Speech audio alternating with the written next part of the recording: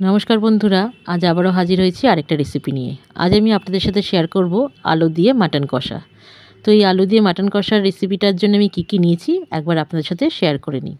নিয়েছি আলু, যেটা আমি সেদ্ধ করে রেখেছি। নিয়েছি ফোড়নের জন্য শুকনো লঙ্কা, তেজপাতা, গোটা গরম মশলা। আর নিয়েছি পেঁয়াজ কুচি, পেঁয়াজ, আদা, রসুন, কাঁচা লঙ্কা, শুকনো লঙ্কা বাটা।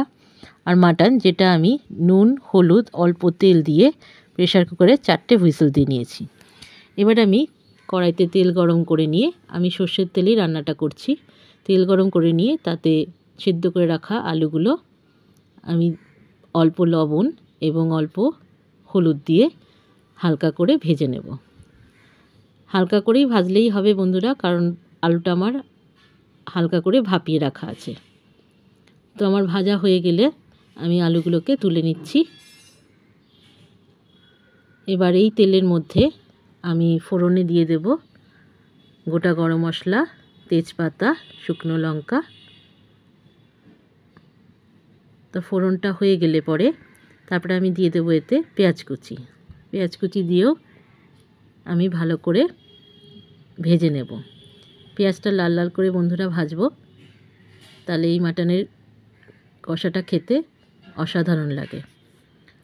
পেঁয়াজটা আমার ভাজা ভাজা হয়ে গেলে পরে আমি এতে দিয়ে দেব আগে থেকে বেটে রাখা পেঁয়াজ, আদা, রসুন, কাঁচা লঙ্কা, শুকনো লঙ্কা বাটা। এই বাটা মশলাটাও আমি ভালো করে পেঁয়াজের সাথে কষিয়ে নেব।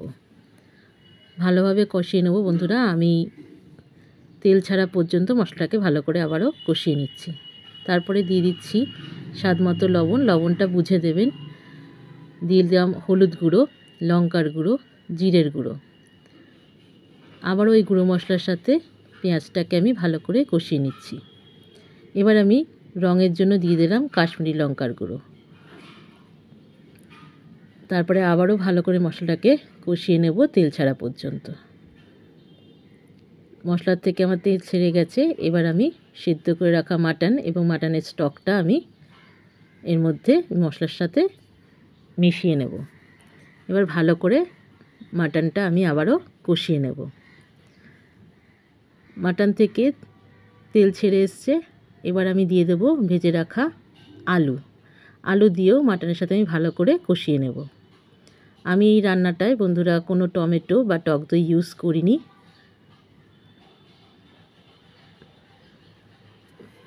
ভালো করে মাটনটা কষানো হয়ে গেলে পরে আমি এতে গরম জল অ্যাড করে দেব। অল্প করেই গরম জল আমি অ্যাড করব, কারণ এটা কষা বানাবো তাই জন্য। তো আমি ওই প্রেশার কুকারেই গরম জল করে নিয়েছিলাম। করে নিয়ে আমি গরম জলটা দিয়ে দিয়েছি। এবার ঢাকা দিয়ে আমি কিছু সময় রান্না করে নেব। তারপরে আমি শেষে দিয়ে দেব বাটা গরম মশলা।